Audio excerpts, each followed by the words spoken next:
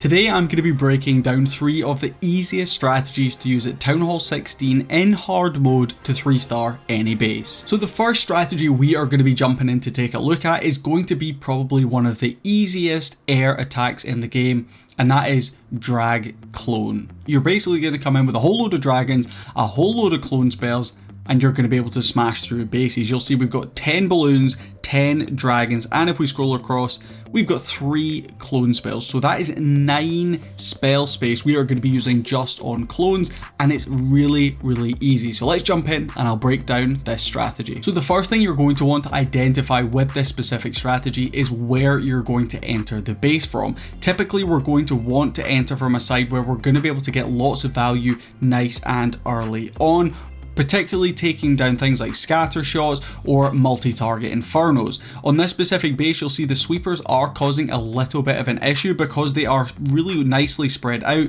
and they can cause some issues for our dragons. So to counter this, all we're going to do is go ahead and bring the giant arrow on our queen. We're also going to bring the healer puppet with the queen for this specific strategy, and you'll see Hertha right here. He is going to go ahead and use his queen, and the giant arrow is going to go ahead and actually take down both of those air sweepers, which is off to a great start. Of course, it is going to do a bit more DPS through the base. If we could have potentially activated some of those spell towers, that would have been awesome as well, but that's not the end of the world. The main goal with this start is to take out at least one sweeper, if not both, and then you guys can see it's as simple as spamming the rest of your troops in. We're going to go ahead, get our loons in, we're going to get our dragons in. Our Grand Warden is going to have the Eternal Tome and the Healing Tome on him, and then we're going to go ahead and use the blimp as well. The blimp is just going to be filled with balloons. As soon as that blimp gets into the Town Hall, even if it hits a tornado trap, you guys can see we're going to use 1, 2, 3 clones and a rage spell. We're going to spread out the clones a little bit to pick off as many buildings as possible with those raged up balloons, and we've completely wiped out a massive chunk of the base. Now if we pause it up there and jump over to the left, you'll see we've dropped down our king. Now he's just going to be coming in with the pretty typical equipment you're going to see on the king, and he's going to be coming in through this left hand side to help tank the queen, but also do some nice funneling of his own. A couple of super wall breakers going to be coming in to open up this left hand side of the base, and if we click play, you'll see unfortunately because there wasn't a funnel on that right hand side, some of our troops are going to go off to that side, but it's not the end of the world. Because our cloned balloons got so much value through the core of the base, we really don't have too many defenses left to take down. Now we're going to use a few super barbarians on the back end of this one just to try and help keep these dragons through into the core. Now this strategy is also super strong because it is exceptionally fast. If you guys didn't see the time at the start, it was around about 1 minute and 20 seconds for this specific attack strategy, and that is just ridiculously quick for a hard mode attack. And that is it. Really simple, and you guys can 3-star in hard mode, in Legends League, anywhere you want with this very simple dragon clone strategy. So moving on to the second strategy here, this is going to be a very easy ground based army, and we're bringing back the Valkyries, but in this particular army there isn't any root riders. We're just going to be coming in with the Valkyries and basically your heroes. It's super strong, and I'll break it down for you. So the first thing you're going to want to identify is where you can use your king and where you can use your queen. You're going to use both of these heroes opposite sides of the base to help create the funnel. The king is going to come in by himself because typically he's a far more tanky unit. You're going to make sure you use the Phoenix on him as well, just in case of any single target infernos or monoliths. The queen is going to come on the other side to help that funnel with the siege barracks. So let's go ahead and click play, and you guys will see we're going to use our king over here. He's going to be going directly into that town hall section, so we're going to use a super wall breaker to open up that section for him. Then we've got a super barbarian coming in to make sure we funnel him into the correct section of the base, which is the town hall compartment.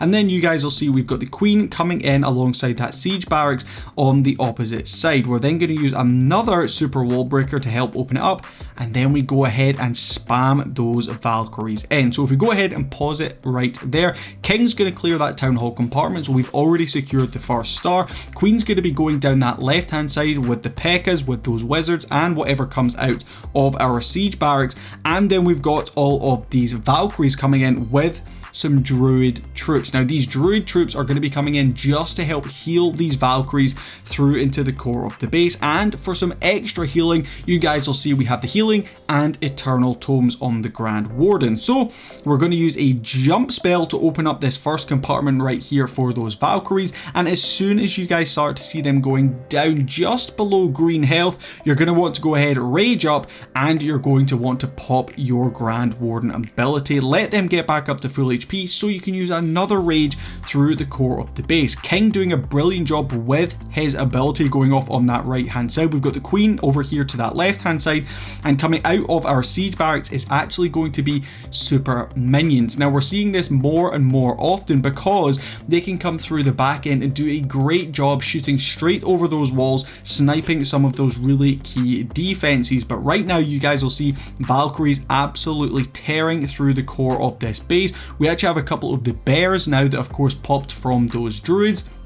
King over here, like I said, if we're coming up against a single target Inferno, you do want to of course have that Phoenix on him just to try and protect him for slightly longer. But so far we are looking exceptionally strong. We still have our Queen's ability as well as our Royal Champion ability. Now on this particular one, Hertha actually made a little bit of an error, accidentally bringing that giant arrow with the healer puppet. The healer puppet is a great option on this, but technically you could probably use something different. You could go ahead and use the frozen arrow, even the invisibility vial, but in this particular example we're going to end up pretty much swagging this ability. The healer puppet is always a great choice though when you're using your Queen to help funnel around the outside of the base. As far as our Royal Champion, it's the pretty typical equipment on her as well. You guys are going to see the haste vial as well as the Hog Rider puppet. There is the Queen's ability actually going to get popped off. Healer's just going to make sure we get through the back end of this one, but we are going to take down this base using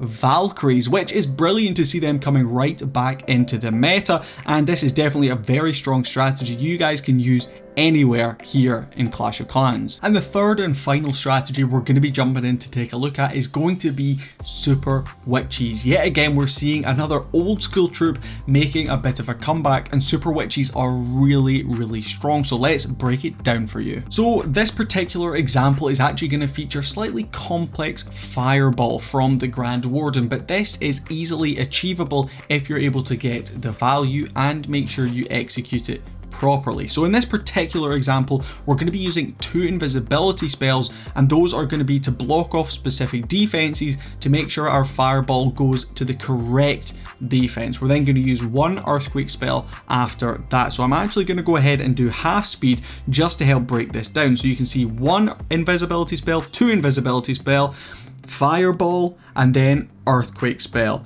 That's going to go ahead and clear out all of these defenses. And what you're looking for here with this particular fireball is mainly to take down some of those really important defenses like scatter shots. And we actually not only take down those defenses, but we create an awesome funnel.